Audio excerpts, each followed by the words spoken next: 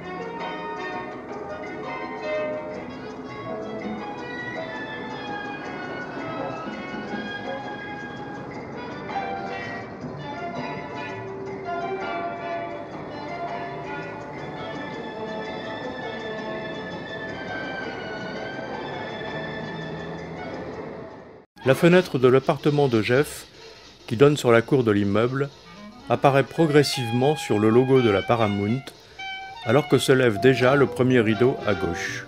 Il dévoile la partie la plus vivante et réaliste de la cour, avec la ruelle par laquelle on aperçoit la circulation des piétons et des automobiles, le vol des pigeons. Le second volet découvre en son centre le studio de Miss Torso, qui sera un temps la cible des désirs à peine dissimulés de Jeff.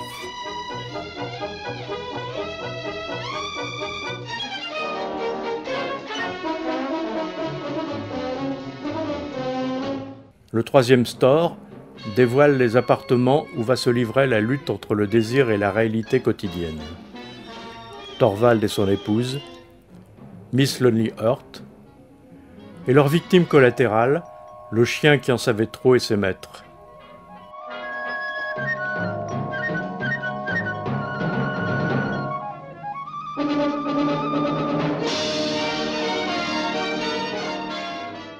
La caméra s'avance progressivement jusqu'à supprimer le cadre de la fenêtre.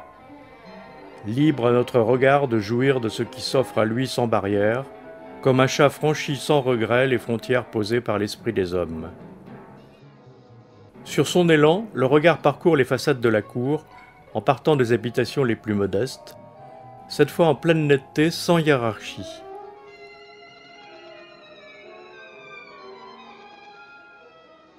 Le film semble livrer son discours de la méthode.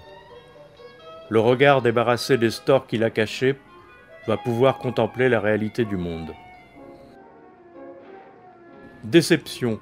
Le mouvement s'achève sur le visage d'un homme en très gros plan, qui tourne le dos au spectacle révélé, les yeux clos, il dort.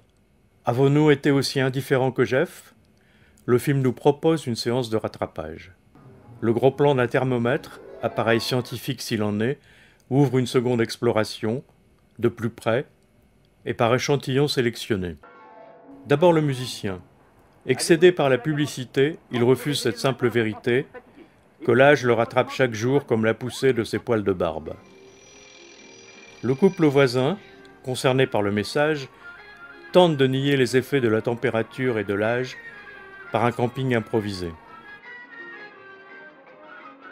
Effet des années que Miss Torso exorcise par une hygiène physique et une nourriture pas encore dite bio.